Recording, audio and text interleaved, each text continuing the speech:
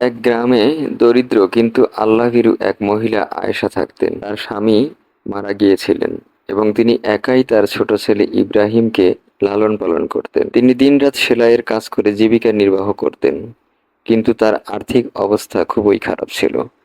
একদিন ইব্রাহিম জিজ্ঞেস করলো, আম্মু, আমরা কেন কখনো ভালো খাবার বা নতুন জামা কিনতে পারি না? আয়েশা হাসি মুখে উত্তর দিলেন, বেটা, আল্লাহ আমাদের পরীক্ষা নিচ্ছেন। ধৈর্য ধরো, তিনি অবশ্যই আমাদের সাহায্য করবেন। কিছুদিন পর গ্রামে একটি ভয়ানক বন্যা আসে। অনেকের বাড়িঘর ভেসে যায়, কিন্তু আশ্চর্যজনকভাবে আয়েশার ছোট্ট কুঁড়ে ঘরটি অক্ষত থাকে।